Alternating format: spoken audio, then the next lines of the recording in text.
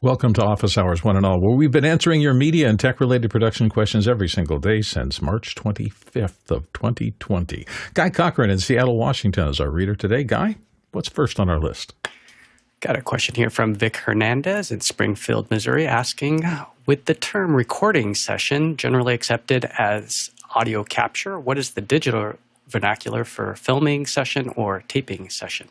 Courtney Gooden, what's your opinion on this? Well, strangely enough, in Hollywood, we still call it filming, or filming starts on, even though it's digital capture. Technically, it's digital capture. You know, in visual effects, a lot of times I'll call it digital capture. When I was coming up and we started and working as a cameraman in television, we came up with the term videographer, and that was on my resume, I think, for about 5 or 6 years, as I worked as a videographer for television for a while. That term has kind of faded into the past, and taping is still used, even though tape is no longer exists really for capturing video images. It's really a capture session. You know, you can't say, "Hey, we're going to be carding this scene in a few minutes." So filming, you know, and they still say roll camera, roll sound, although nothing really rolls anymore. Ronnie Hofsoy, your thoughts? Yeah, so in our part of the world, we're still using the recording, and we tend to differentiate between live and recording. So the kind of scenario we are talking in, or the scope of the project is always defining what we actually are talking about. So it could be a film recording, or it could be a multicam recording, for instance. That's used a lot. And we, of course, use multitrack audio, and we can add multitrack video. And sometimes the discussion is more around, is this a podcast or a presentation or something for the big screen in a venue or something. And we have cultural recordings, etc. So it's not kind of defined a specific term for this, and maybe we should start doing that. You know, I had one of the younger people that I was talking to online the other day talk about content capture, and I thought that was interesting. I'm not saying that that's a coming thing, but it is pretty generic, so maybe that'll evolve into concap or something like that. Guy Cochran, your thoughts? I'm still hearing shoot. We're going on a shoot, or we're going to go shoot this or shoot that. So shoot. The only problem is that's not a TSA friendly. I'm going to go shoot the president, even if you're recording the president of the organization, is not a good thing to put out into the ether. So I'm just warning you about that. Courtney Gooden. I was just going to tell a funny story that related to shoot. We were providing teleprompting services for Nancy Reagan on the Just Say No to Drugs campaign. And we were shooting at the Reagan's office on top of the old Nakajima Plaza building that they blew up in Die Hard, was where his office was. So she arrives at security and checking in with security on the bottom floor. And my prompter operator goes, "Yeah, we're here to shoot Nancy Reagan for that drug deal." Not a good phrase when the Secret Services has 6 big guys around you. Careful, well, the term shoot. Yeah, there used to be a thing to where we used to shoot all the McDonald's commercials out in Azusa, and it's a whole store, McDonald's store, with everything, parking lot signage, everything looks exactly like a McDonald's, but then it's not really a McDonald's. They just use it for shooting, and they called it the shooting store. And then there was a mass shooting at a McDonald's down in near San Diego or Oceanside somewhere, and they never referred to it as the shooting store again. You got to change with the times. Alex, your thought? Since we're talking about stories, I was with the mention of the president and stories. I thought when we were loading into the White House, and the White House has 2 different ways of loading in. You can load in from the West Gate on one side, or you can load in from the 17th Street entrance. And the 17th Street entrance is kind of a service entrance. So it's all the dignitaries come in on a little secret door that's down to the side of the West Wing. But the regular people come in through the West Gate, and then when you've graduated, you end up coming in with staff right in the back. And there's still a ton of, they have Secret Service and dogs and everything else. Anyway, I was coming in and I had a stack of Pelican cases with a bunch of tripods on top of them. And the tripods come in these big tubes. These are big tripods. So they come in these big, there's like 4 of them stacked on top of all these Pelican cases. And the security guy at the 17th Street said, "Oh, you're the guy with the missiles." And I was like, "I am not the guy with the missiles." Do not say that. and he looked down and he goes, you could tell it was one of those moments where he looked down and he was thinking, "I shouldn't have said that." Yeah. So anyway. We won't even go there. Yeah, so it just goes to show you production can be much more complicated than you think, and load-ins are not always the easiest things. Next question. We got one in from Andy Kokendorfer in Vieira, Florida, asking, imagine you are... Whoa, where did that one just... No, it disappeared right in live. We'll bring it back here. Hold on. Okay, stand by. Sometimes we have a very complicated back end here. There's a lot of puzzle pieces happening, and a lot of people have to see the same information to make this show run smoothly. And sometimes okay. Back end. Here we go. Imagine you are speaking to a new CEO who asks, why spend all the money on production quality? What is your answer?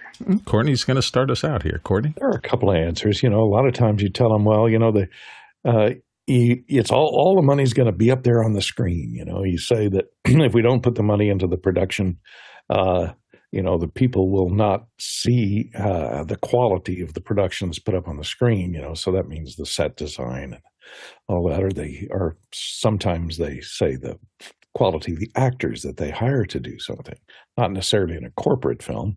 And sound always used to be the wicked stepchild of production. So sound mixers are always trying to fight for more money and more respect on the set.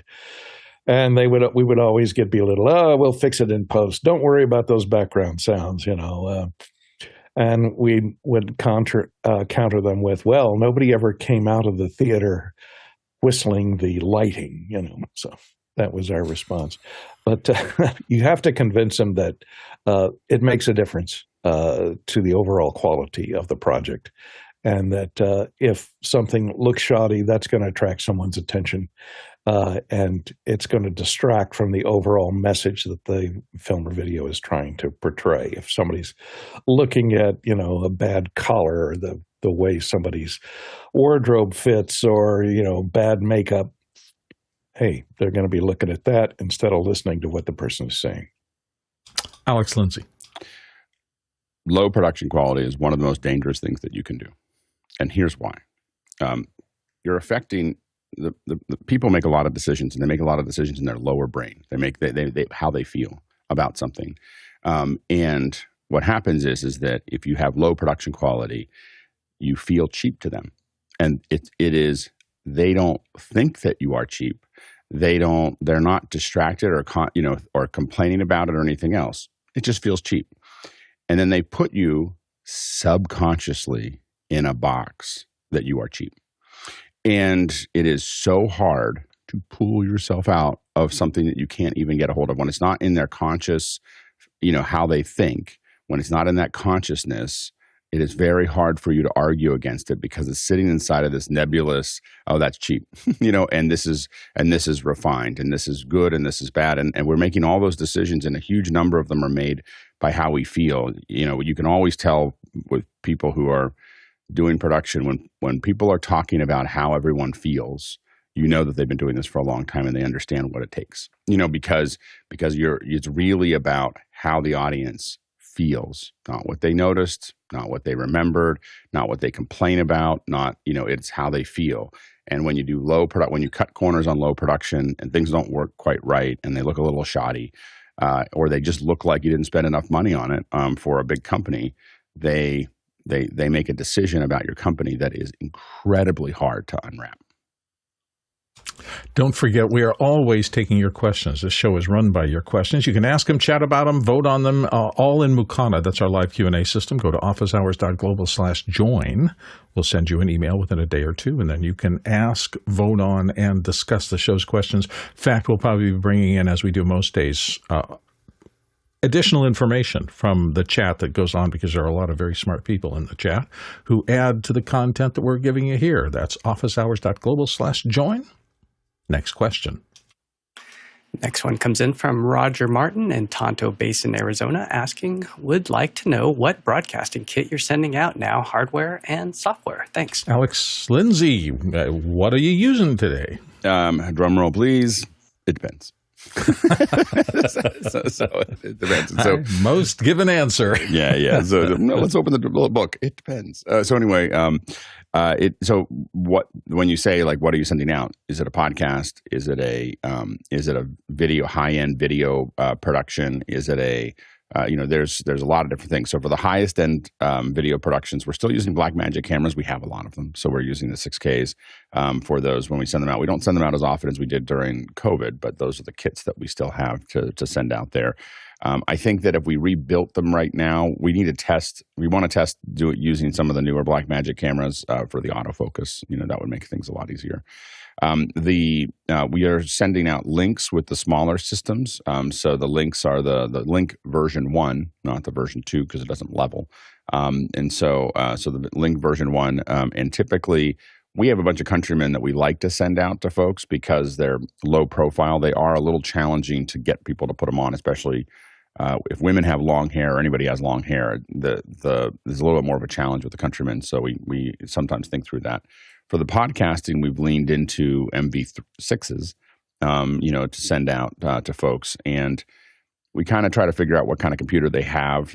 If they have a PC, oftentimes we're going to try to send them a webcam, typically out. So usually that's the link that we'll send out there. But almost any webcam is better than most PC laptops. So we kind of just anything will be better. If they have a M2 or newer Mac laptop, PowerBook, I want to call it PowerBook, but Mac Pro. So the MacBook Pro is if they have that or above, we'll send them a mic. If the mic doesn't work for some reason, whatever the Apple's doing with the mics in the M2 or above laptop, MacBook Pros, not the Airs, and not, like all the other things. There's something about the Mac, what they're doing in the MacBook Pros that if someone isn't in a very, very stark space, they actually sound okay and look okay. They're not great. We would prefer to push the production up if we can, but we get away with it. We are seriously looking at, for the fall, we're going to be testing the iPads in the new 26. The iPads with local recording. So our goal right now is we're looking very seriously. The iPad theoretically is going to have a camera up at the top. I grabbed the wrong pen. Too many pens, too many screens. That they theoretically are going to have two cameras here. So having this here and then having the mic hooked up to it, to MV6 and an iPad, we think is going to be a pretty great solution, especially if the iPad can record locally. So that's what we're paying attention to right now. We don't know when that will happen, but we're going to start testing it this fall. Next question.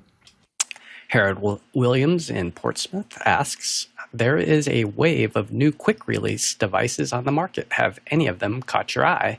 Do you trust any of them with your valuable cameras? And he's got a link here to Get NRG. Ronnie Hofsaway, start us off. Yeah, I almost went all in on this because I looked at this website. This is the site we're talking about.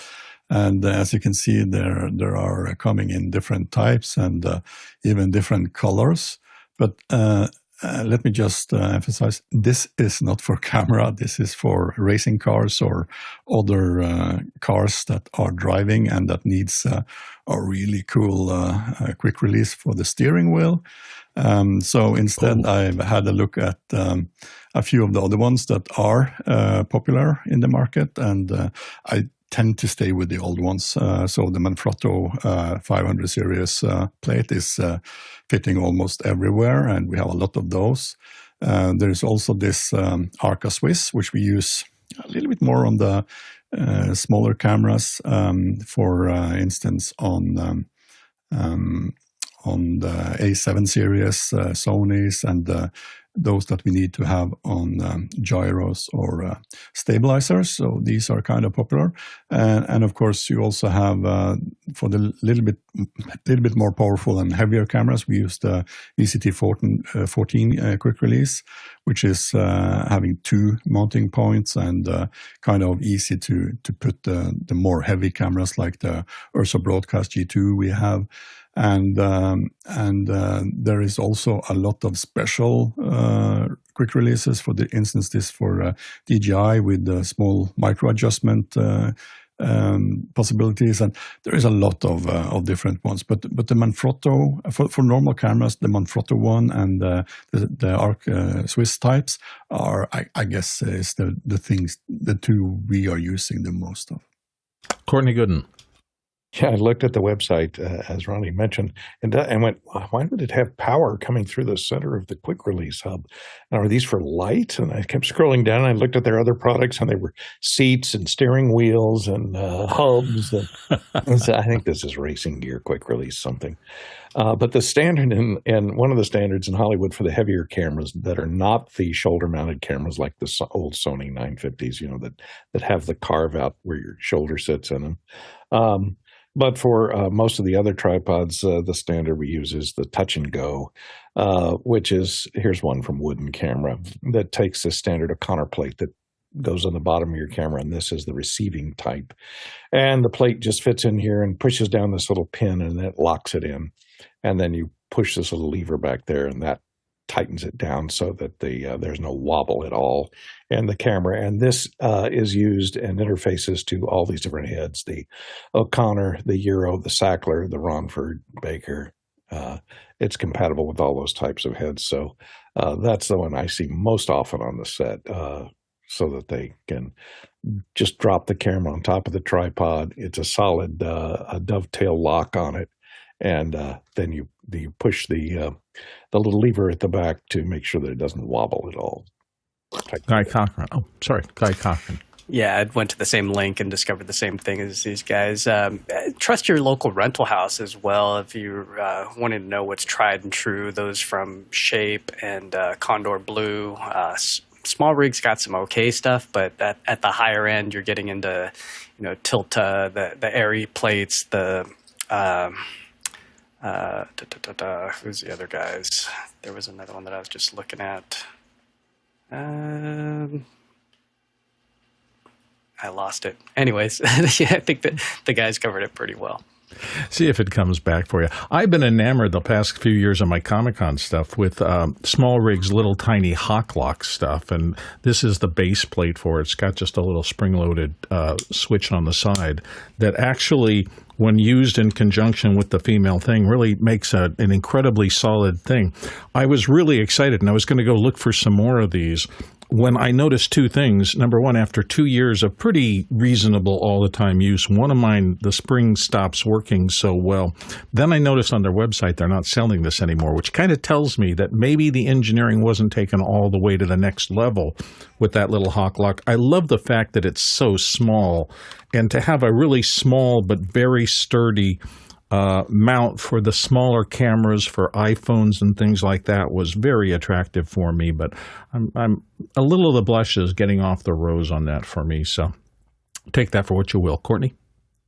Yeah, as Guy was trying to mention, that there is, the touch and go, which I mentioned earlier, is usually put on the bottom of an Airy bridge plate, which is this dovetail type plate that slides off the back. You press down the little button here on the back end and slide this bridge plate off, and it holds it securely, and you bolt this to the bottom of your camera. And then that way you can slide it back and forth and do the fine tuning of the balance of your camera once it's on top of the tripod. And you find that it was originally came on most Aeroflexes, once they came out with the BL 35 millimeter cameras, and they still use it today on a lot of digital cameras. To when you're using a long lens on the front that has lens supports, you need to balance the camera as you change from a prime to a zoom, let's say. And so this makes it a lot easier to rebalance the camera with that bridge plate and dovetail.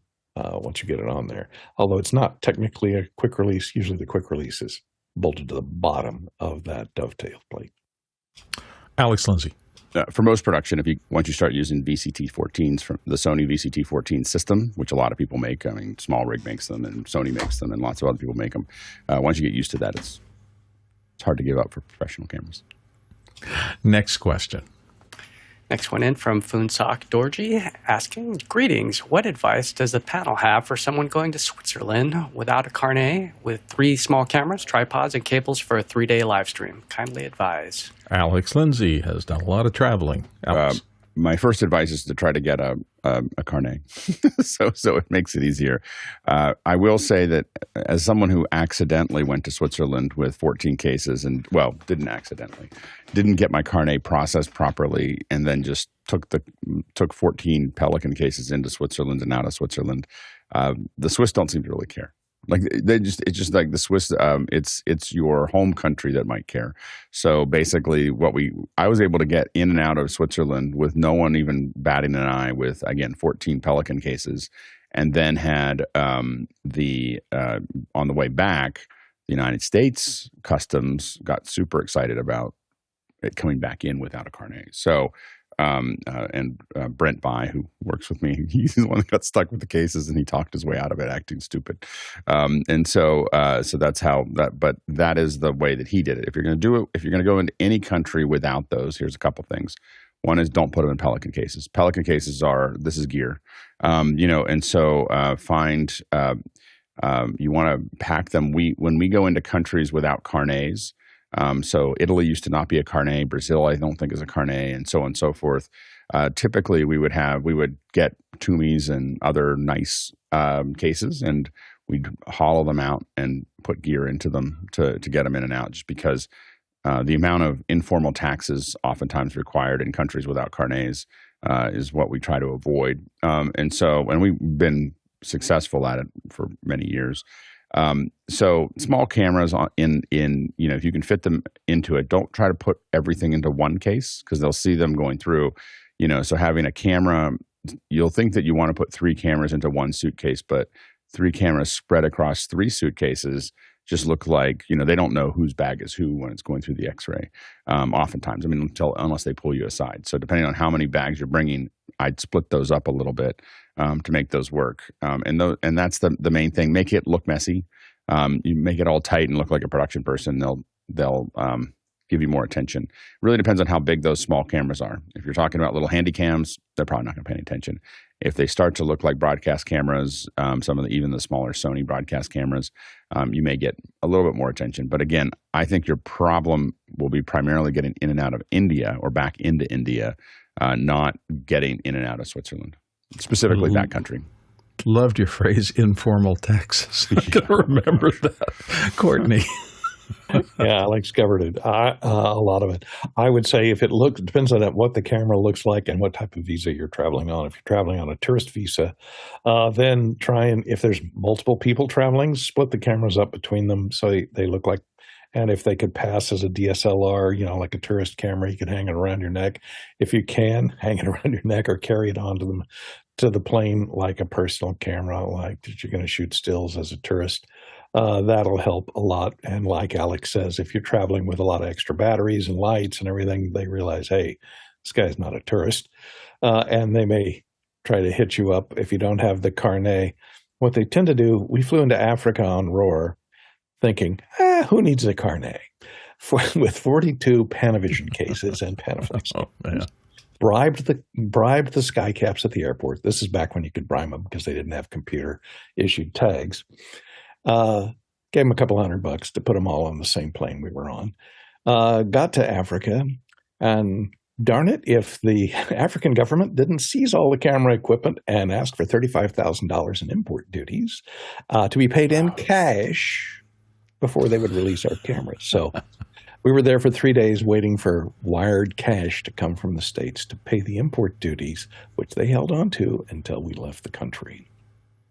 Yeah. Alex. The other thing to think about is one thing that will pick up attention more than anything else is the tripods, and they're also really inexpensive to rent. So, and Switzerland's got plenty of, depending on where you're going, whether it's even Davos, but Geneva definitely has lots of places that are easy to rent from, and they're not very expensive. You may find that it's cheaper or easier to just leave the tend to, unless I'm putting together a big like rocket kind of installer, I have very specialty things. I tend to rent tripods locally because you can get a higher quality tripod for less, and carrying tripods, like shipping, paying for the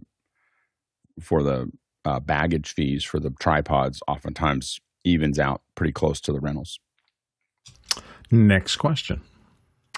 Next one's in from Andre Dole in Berlin, asking, how do you calm yourself down right before the beginning of an important show to stay focused when it's important? Alex is going to start us off. Alex? I mean, there's a bunch of things that we try to do from a systematic perspective to be calm when we get there. One of the things is those countdown clocks, like that 5-minute countdown clock you see before our show. We try to get people to do a countdown clock before an event, because what it does is and one of the things we say is we're not going to start the countdown clock until we're ready. So, we'll start late, we'll do whatever, but we're going to start the countdown clock when everybody's settled and ready to go. Now we start on time here because we're always ready to go, but a lot of that but that allows everybody to calm, because there's just nothing happening for 2 minutes, and it just, the energy slows down. Everyone kind of sinks into it. Another thing that we do is we try to, again, a lot of this is trying to make sure this is managing what we would call managing your horizon of events.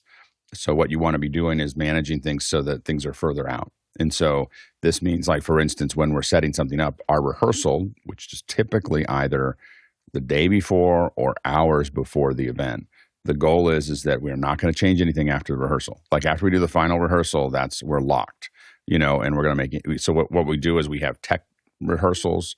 We oftentimes have stand-ins come in and do second level of rehearsals, and we're working out all the little bits and bobs and things. And then we're going to do the final rehearsal with whoever we're doing that final rehearsal with. We resist at a very high level any changes after that. And usually that rehearsal happens an hour or two before the event. So it does two things. One is, you start pulling things out, you don't know what's going to happen during the show. Like you start moving things around and you don't get to do another rehearsal with it. You don't know if it's really working. And anybody who tells you that they do is full of it. Like that, the biggest problems we've ever had in a show is like, hey, let's change something after the rehearsal, and so the final rehearsal. So you do that. The second thing is it doesn't because no one's changing anything, it lets everybody calm down. Everyone's working on little things. They're just kind of getting things in order. And sometimes that getting in order can last for an hour or a half an hour or 2 hours. And so, oftentimes we send people away for their meal break right after that rehearsal, so that we can reset our 5-hour limit with the union, and we can do all those other things, right? So you're trying to kind of figure that out. But a lot of times, people will say, like, why do you have to load in 10 hours before an event? It's a pretty simple event and it's 10-hour load in. I'm like, well, if you do the tech rehearsals 6 hours before, and this rehearsal 4 hours before, and the rehearsal with the key actors, 2 hours before, so that backs us up into a 4-hour load in, and so but that's managing your horizon of events, of understanding logistically what has to happen so that you're not doing a whole bunch of things at the end. If you get to a point where you're doing a bunch of things at the end, I box breathe. Like you pull in, hold it for, pull in over 4 seconds, hold it for 4 to 8 seconds, and blow it out over 4 seconds. And that's called box breathing. And if you see me box breathing, it means we've had a really bad landing, because I'm just sitting there, and that is a autonomic effect. It will calm you down. Like it is a physical thing that will it will drop all of your stress levels so that you can refocus. But I've had to do that maybe 4 or 5 times in 2,000 events. So it's not like something I have to do all the time. Ronnie Hofsoy. I'm reading the question from Andrea as something he is used to be, that is stressed. So if that is a fact, you should probably follow a few of these ideas mentioned by Alex. And what I'm starting to think is have everything prepared. So everything that you are going to do is planned a good time in before you are doing this event. Secondary, have enough people to do all the stuff that is supposed to be done. And 3, make sure that you have good checklists for everything that is going to be taking place on site. We use, for instance, if there is a conference going on or something like that, we use stage timer as a run of show with different views that all the different roles have their specific information in what is going to happen in case they forget. And just being have good time before you do this, as Alex mentioned, and instead of the things that Mickey suggested, to be really, really busy and have a lot of things to do. We tend to calm down, have toilet breaks 30 minutes before, have something to drink, and kind of don't have anything to do right before we go live. So I think checklists, having enough people, and good planning is the 3 top items I would suggest. Guy Cochran. Yeah, a lot of the guys covered it pretty well. Having a checklist ahead of time and being able to rehearse and step through. And if you've got a professional crew with you, you know, they're staying in their lane and they know what's coming up. And I was just looking over Rundown Studio. If you can go to this website, rundownstudio.app, and then download their example. So in the bottom left, you'll see a documentations section, and you could import this CSV. So basically, it's just a Google Doc that you could then import. And when you start the show, you can see that you could go from cue to cue. So if you've rehearsed and you've gone through all these cues, you know what's coming up, and everybody can see, because this part's the generate output. So there's two windows here. This is the operator, and this is the display. And so everybody's seeing this. And the nice thing is, if you're using Rundown Studio instead of Google Sheets, is that when they're hitting this next cue, it's advancing for you what the next thing is that's coming up. So as I hit next cue, you'll notice that it moves down. And so if you know in your head before the event starts that you've gone through all these, you know that the playout's going to hit, you know what microphone's going to be on that talent at that time, it just smooths everything out. And so as Alex said, though, breathing, you know, calming everything down right before, that's what I do. I have this kind of reassurance that I know that we've already rehearsed everything, all our ducks in a row, and everything on my checklist is good. Are the cameras, you know, shaded properly? Are we in focus? And sometimes the lights go down and you're like, am I in focus? So there's little things that you learn after doing enough of these that you start to go, okay, I can focus on the podium in the dark even, and then go ahead and go to manual focus and make sure that my PTZ is going to be locked on, or whatever job it is that you're doing. But yeah, lots of rehearsals is the key to the operation. Courtney Gooden. Yeah, what everybody else said. Plus, you know, when I get a job, I will assemble all the equipment that I'm going to use to do my part of that job and plug it all in, fire it all up the day before the job, before I even leave for the venue, and just make sure everything that I'm going to be using works and is solid and doesn't have any issues. All the cables are good. There's no intermittence. I have backups. I test the backups to make sure that I'm covered at all levels of what I would need to do that job once I get there. And once I get there, I hook everything up and, as was said, rehearse the show. And if it's a show top to bottom, you have a rundown. You run through each event, each little item on the rundown to make sure you know what the in cue is going to be, what the out cue is going to be, and what the next thing up is going to be. So once you have that assurance that you've got all your ducks in a row and everybody's on the same page, that's when, just as the show starts, somebody drops out. And then the schedule changes, and that's when havoc occurs and panic sets in. So you got to be prepared and address that before the show starts. If, you know, so-and-so isn't quite here yet, if they don't show, we're going to do this. We're going to go to this segment. So you're whoever's calling the show, the director or the assistant director, the TD, will say, okay, if they don't show up, we're going to skip this audio cue, we're going to skip this video playback, and go to the next introducer. So have them standing by backstage in case that person doesn't make it here, is held up in traffic or whatever the story is. got too drunk to show up. That Never. happens in award shows. I don't know why. So don't depend on drugs or alcohol to ease your tension. That's always a bad idea. Because then it really, you need to be focused and stay focused, especially if you're doing a technical job. And anything that would dull the senses and calm you down will also dull your ability to perform your job. Alex, you want to wrap it up? Yeah, and it really comes down to, again, like the rehearsals, I just want to underline, we rehearse the open especially. We go through everything. And a lot of times with talent, you get them once so that you might rehearse their slides or whatever. But we rehearse the open and the close, and especially the open. We rehearse the open over and over and over again until we do it twice perfectly. And sometimes that can be 20 times that we start that open, and we'll just keep having them do that until our cameras are just right, our people are just right. Everybody knows. This is why we also hire stand-ins. Like if I do an interview thing where people are walking on, I need my camera operator to be practicing that process and everything else. And until we nail it twice in a row, we just keep going at it. And because what happens is that it's not just that we now understand how to make it work. It's that it's gotten to the point where it's just rote for everybody, and they're no longer thinking about that. Because if you get a show off the ground well, oftentimes everything else kind of rolls along. But a bad start is really hard to recover from. And then finally, this doesn't have to be said, but I mean, a great crew is what makes it. We've had many, many things where a lot of things go wrong, and what makes the difference is people who don't panic, people who have seen this before, people who do this, and people who quietly just kind of keep moving forward. That is the team ends up being the most important piece of that puzzle.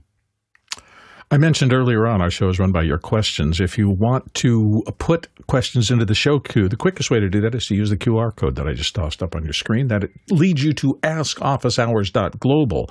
That's askofficehours.global. You can type that into a web browser, does the same thing. Askofficehours.global will take you kind of into a quick queue.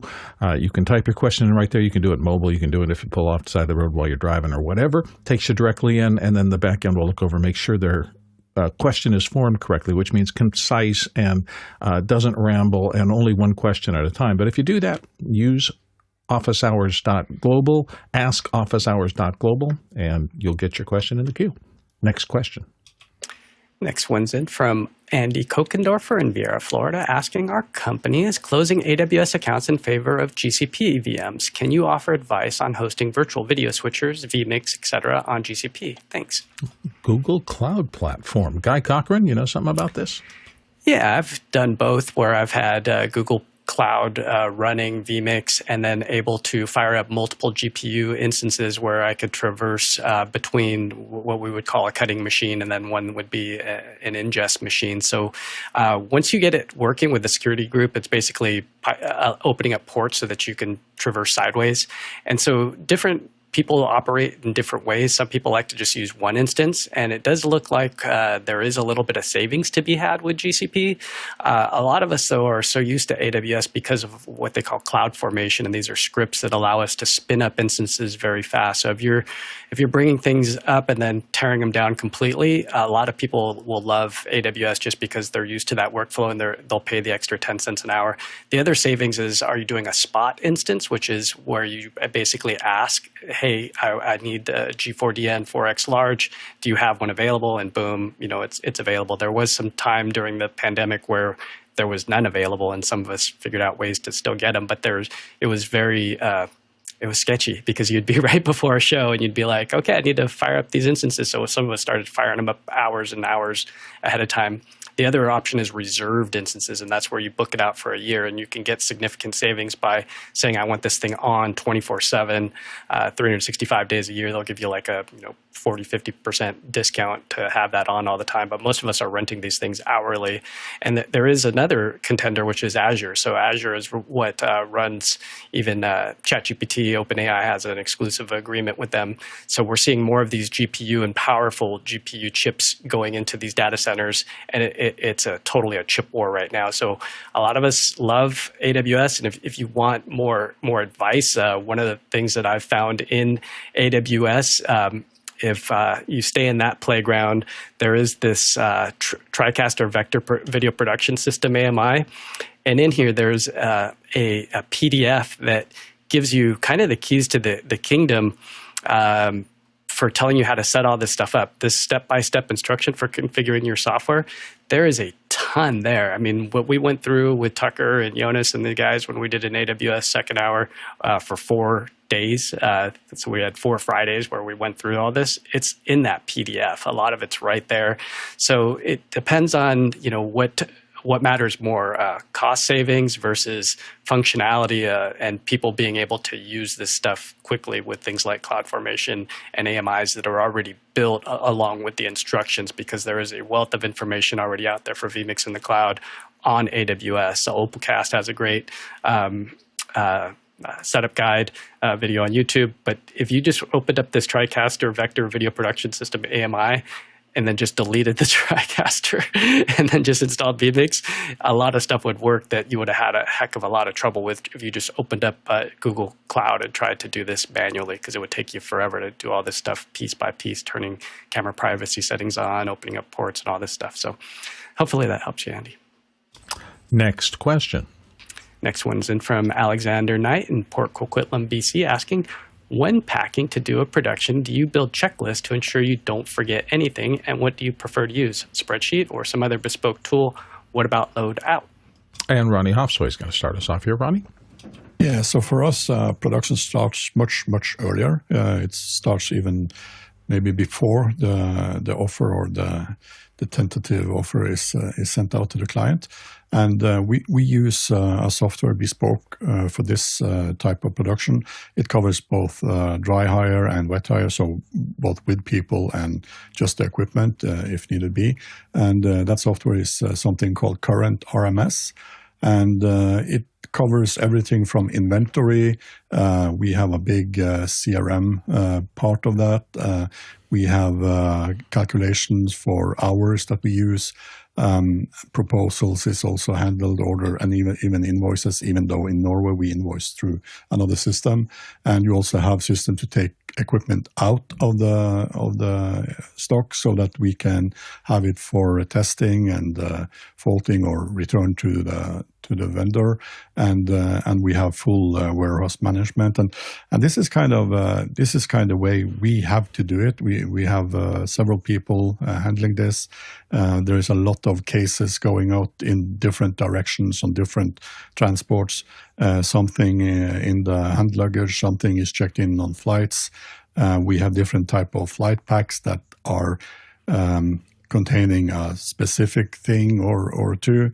And we also pack these in cases and have lists inside each case so that we know what we're going to return when we're loading out again. So everything is kind of systematic, and new for this summer or this autumn is that we also will start using QR codes to scan things in and out. And the bad things about using systems is that everybody has to be on the same kind of planet. They all have to use the system, and as long as you have good teaching and preparing for the employees and show them how to do this, it should be working fine. And of course, you can use Excels or something like Notion. We also have a production calendar in Notion so that we have a calendar that's showing everything. But in that calendar in Notion, we always have links going out to Current RMS for the specification and the pack list, etc. And we also have the human resources inside the Current RMS. And what's cool about that is that we can have a specific link, an iCal, that we share with all our freelancers and employees, and that we show in their calendars when we assign them to one or two of these projects. And they will see this in the calendar, get an alert that, well, Media Event has booked you for this 2 days, blah, blah, blah. And they will have no reason to tell us, oh, we forgot. They will not forget. Courtney Gooden. We've always had 2 layers of doing this to make sure that you get there to the job with everything you need and you leave the job with everything you need. It starts with a custom booking sheet that we've created using the form tool of Adobe Acrobat. And when we're taking information from the job, when we're booking the job, we go down that booking sheet, and it has all of our equipment that we would take to a normal job, And we just click the little check boxes or radio buttons for what equipment we need to bring in that section of the booking sheet. The booking sheet also has details like the location, the call time, the producer's name, the contact numbers, all of that kind of stuff, and the dates, of course, of the shoot. So all that information is on the booking sheet. What's in the cases and what's in the items that are on the booking sheet, that's a separate list. And inside each case, what happens is that we name the cases or color the cases or color-coded, which had turned out to be somewhat problematic because a couple of operators we got were colorblind. And so you tell them to take the green. You're taking green case.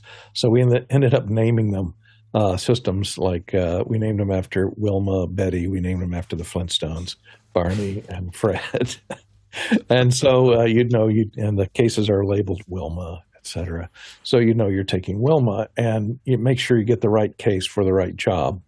And then once you open the case, there's a laminated list of all the equipment all the bits and pieces that are supposed to be in that case, including all the adapters, all the cables, all the controls, anything that is normally comes out of that case and would have to go back into that case. Also using foam, custom cut foam that's cut out to the shape of the item that goes in there, lets you glance at that case before you close it and know if something's missing. If you just throw a bunch of adapters and stuff into a little container that sits at the bottom of a case, you'll not know that a crucial adapter that you need on every shoot was left behind.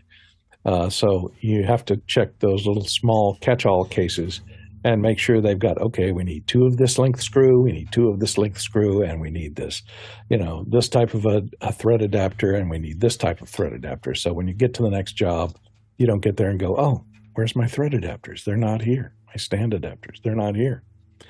So and of course you check that list once before it goes out, once before you leave the facility to go to the job, and once before you leave the job to come back. And the other thing you do is once I get packed up in the car and all my equipment's ready to go, I go back to the set and do what's called the idiot check. This is common practice to go back and just look around where you were working, look around on the floor, look for any cables that may have fallen out of the case or you didn't realize that you had left under a stage somewhere, and just look at the path, follow the path of all the cables you used, and make sure your cables are not amongst the others that are still left behind. Make sure all your stands are accounted for, and even those little, like I say, those little adapters that are crucial and come in handy. Sometimes you'll take them off in a hurry and it'll fall off and land on the ground, and you'll go back and you'll find them on the floor. And the idiot check takes care of that stuff. Let's see, Guy Cochran. Yeah, Courtney stole my answer. Yeah. So much wisdom just packed right there, so dense. Yeah, there's nothing worse than that feeling, that sinking feeling when you're in the middle of nowhere and there's like a gender bender or something that was like the wrong direction, and you're like, oh my gosh, this is a showstopper. So rewind back and listen to what Courtney just said. But one of the things James Haldana in the chat mentioned is the way that we do it. He says, we do a lot of repeat gigs and keep a single Google Sheet linked to the event in Google Calendar. And so that's what we do as well. And in that Google Sheet has a list of all the items as well as a diagram. And ideally a site survey has already been done. So there's also a picture or some kind of diagram where everything's going to go. So we know camera positions. We know where the board's going to go. We know where the encoder's going to go. We know where power's going to go. Everything's already detailed out. But yeah, having that checklist, not only do we use checked, there's double checked, and there's actually triple checked.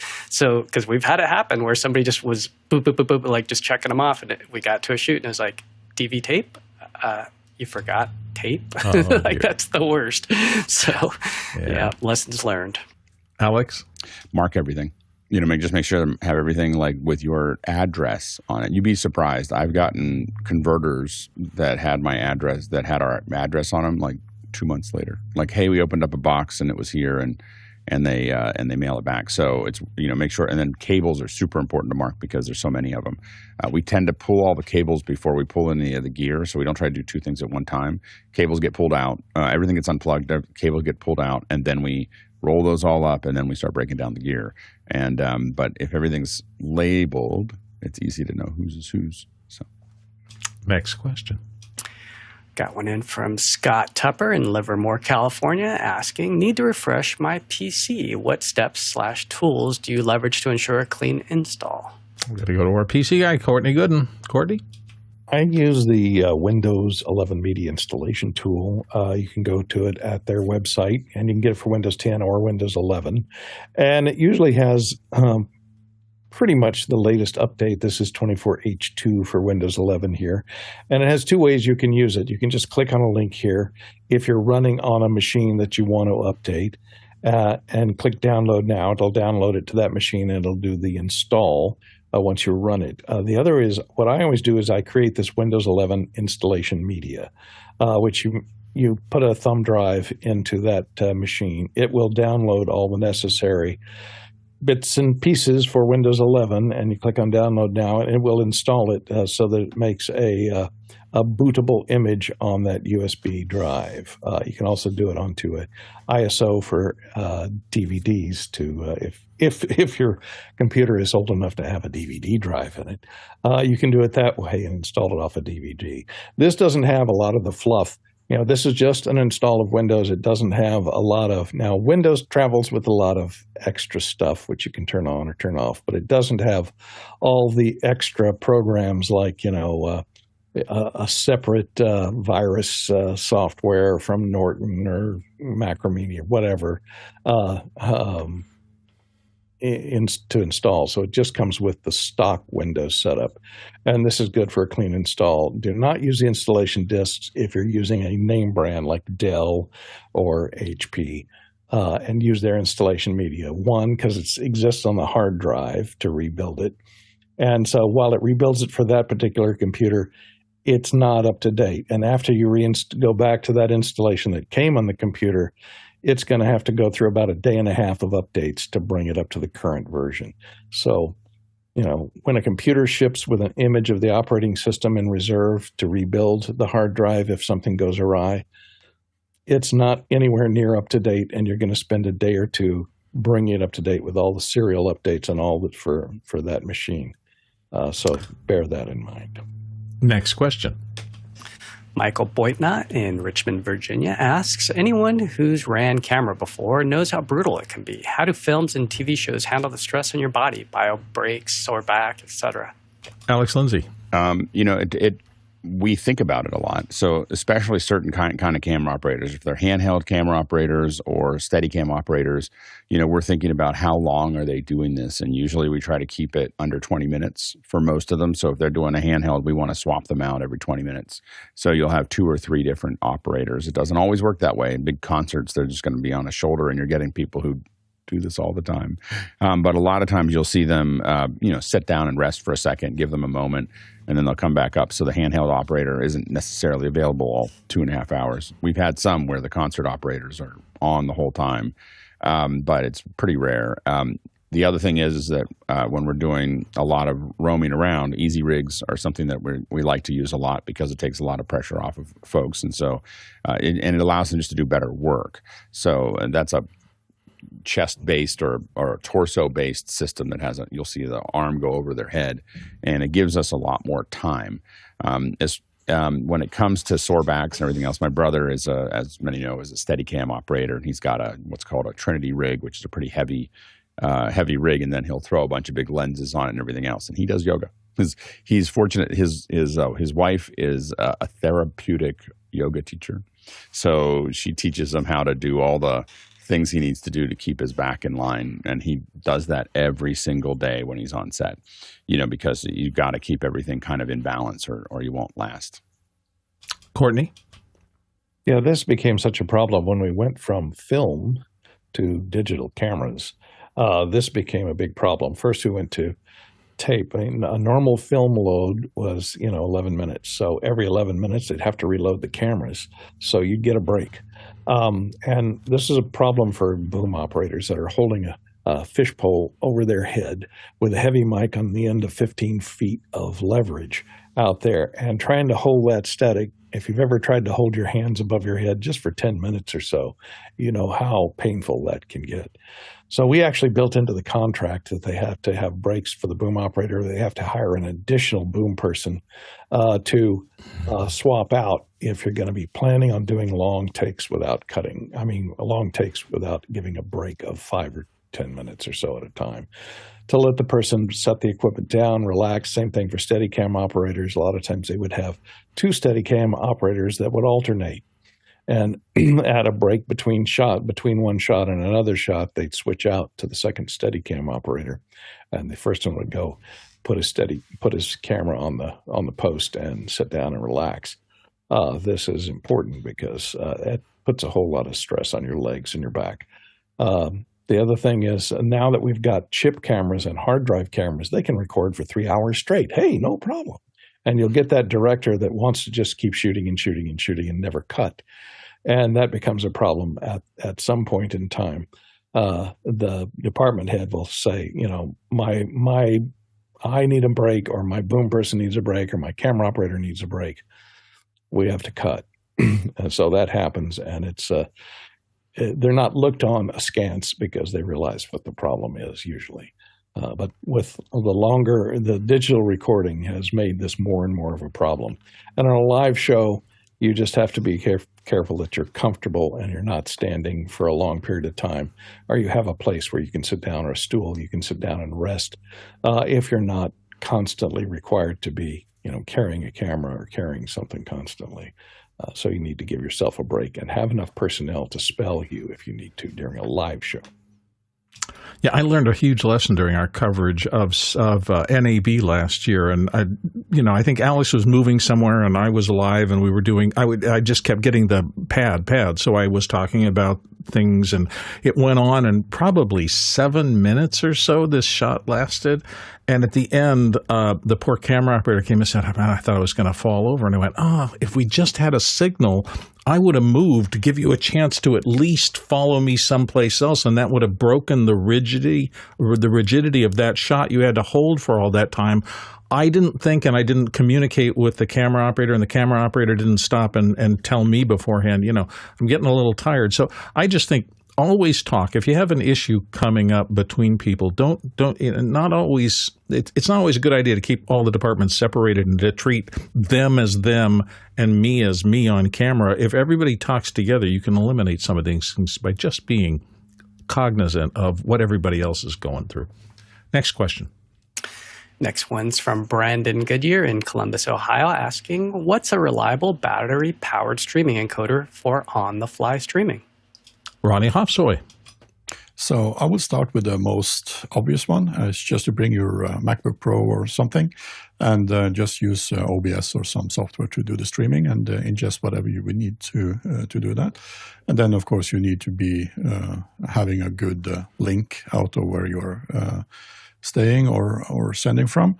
The other way to do it is the more reliable one. That's something we use from time to time, and that's the LiveView series encoders, which this is the new Pro, which can have up to 4 modems, 4G, 5G, and in addition it can be utilizing Wi-Fi and also cabled Ethernet as well. So this is kind of the go-to solution for, you don't mention budget, so this is of course a little bit more costly than bringing what you already have.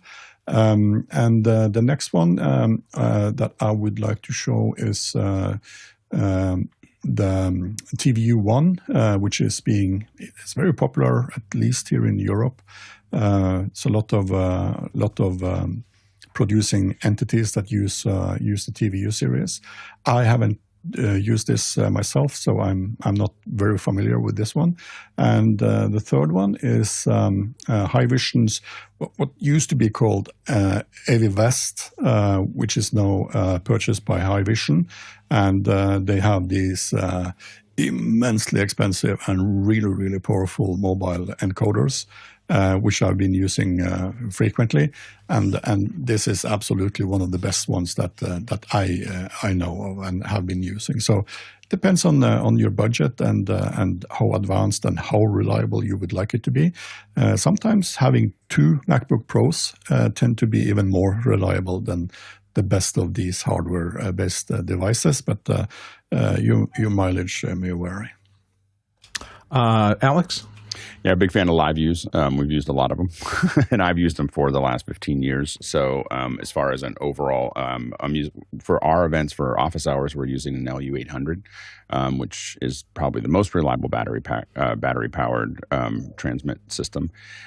Really like also the Teradex. These prisms. We did get an opportunity to test these prisms, and they're little beasts, like they just do a lot, and they have a lot of different versions of this. They have the rack, they have a mobile one that'll V-mount onto your V-mount onto your camera. They have a couple different options in that area, and so I would also look at those. But remember, anything's mobile if you have a good battery, Jackery or something like that. So you can take whatever encoders you want to anywhere. I'm constantly, figuring out how to power things, especially if they're a DC input. They're relatively easy to battery pack, but even if there's small battery packs for a couple $100 that you can plug anything into.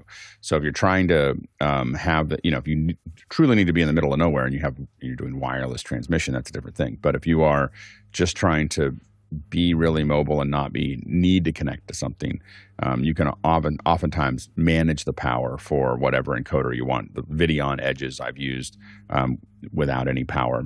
Just giving them external power that we built around a Jackery specifically.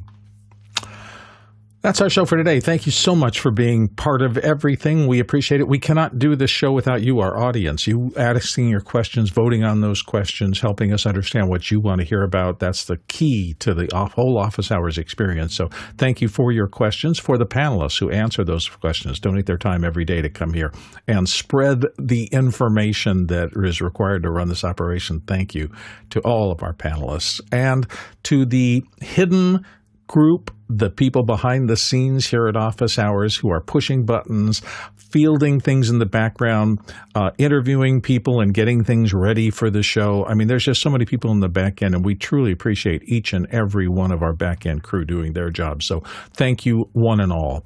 To the lock traversal for today, if you'd had to go around and ask these questions in person, you would have had to travel 28,000 miles. That's 45,000 kilometers, 223 million bananas for scale.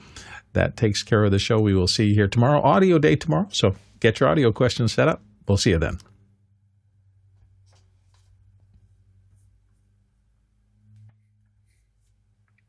Man, I was looking forward to that last question.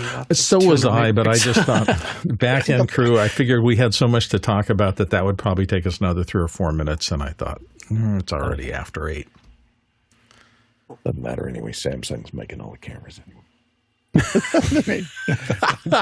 I had unbelievable results at Comic-Con this year. In fact, I wanted to answer that question because I had this special set of cards made up, and each person I photographed with their card so I can get in touch with them. And I had one person that I somehow bobbled the card and didn't get there. I was able to zoom in so far on her lanyard that I could see where she worked, and I'm going to track her down that way. So these are so good now. I'm afraid if I can't